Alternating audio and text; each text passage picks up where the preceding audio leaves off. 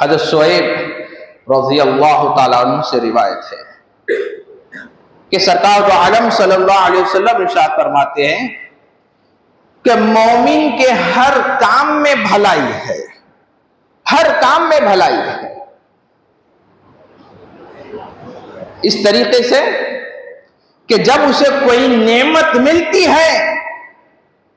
تو اللہ کا شکر ادا کرتا ہے، ملی تو اللہ کی حمد و ثنا کر رہا ہے، یہ بھی اس کے لیے بہتر ہے۔ اور جب نہیں ملی، جب مصیبت ڈالی جاتی ہے تو اللہ کا بندہ مومن صبر کرتا ہے تو اللہ تعالیٰ اس سے بھی اجر عطا فرماتا ہے۔ ایک نعمت دی جا رہی ہے تو بھی اس پہ بھی اجر شکر کر کر اللہ کا قرب حاصل کر رہا ہے، اور جب بلائیں مصیبتیں اور بیماری اس کو دی جا رہی ہے، تکلیفیں دی جا رہی ہے، جب اس پر بھی وہ صبر کرے گا تو اللہ تعالیٰ اس کو بھی اجر عطا فرما رہا ہے۔ تو سرکار دو عالم صلی اللہ علیہ وسلم نے ارشاد فرمایا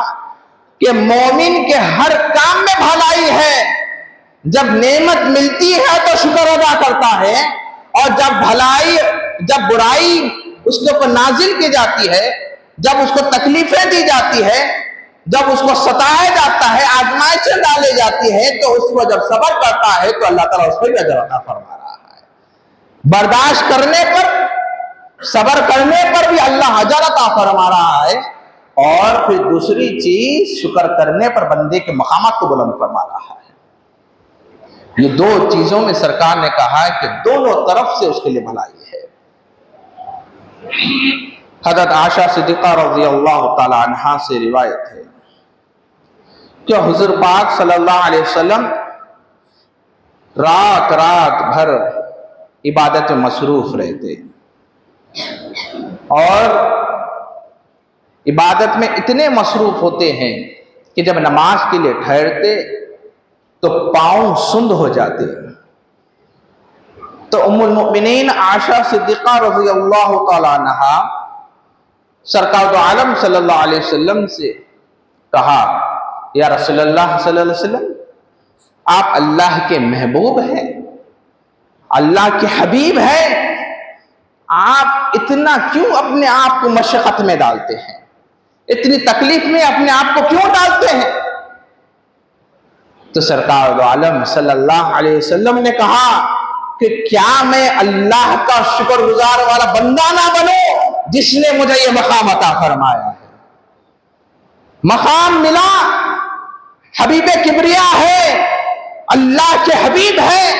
اور عبادت تو ایسی ہے کہ رات میں جب ٹھہرے ہیں تو پاؤں سند ہو جاتے ہیں، تو پھر کہتے ہیں کہ میں اس لیے اللہ کی اتنی عبادت کرتا ہوں اور اتنی مشقتیں کرتا ہوں کہ میں اللہ کا شکر گزار والا بندہ بن جاؤں۔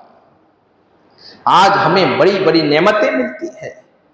آج ہمارے پاس کھانے کو چیزیں موجود ہیں، اگر تھوڑی چیز اگر رک جائے تو ہم شکوہ کرنے لگتے ہیں، شکایتیں کرتے ہیں کہ ہمارے ساتھ یہ معاملہ کیوں ہوا، اللہ نے ہمارے ساتھ ایسا کیوں کر دیا، کیا اللہ ہمیں ہی دیکھ رہا ہے؟ مگر تم خوش نصیب ہو، سرکار فرماتے ہیں اللہ تعالیٰ جس کو اپنا دوست رکھتا ہے اللہ اسی کو مصیبت عطا فرماتا ہے۔ تم خوش ہو کہ جب بھی تمہیں کوئی تکلیف پہنچی، یا بیماری کے ذریعے، یا مالی اعتبار کے ذریعے، یا کسی بھی ذریعے، کسی ایک شخص کے دوسرے شخص کے ذریعے تمہیں مصیبت پہنچی، تو تم سمجھ جاؤ کہ یہ اللہ کی طرف سے آزمائش ہے، اللہ تعالیٰ تم پر نگاہ رکھا ہوا ہے اور تم سے محبت کرتا ہے۔ سرکار نے فرمایا کہ اللہ جس کو دوست رکھتا ہے اسی کو تو آزمائش عطا فرماتا ہے۔ یہ کتنی بڑی ہمت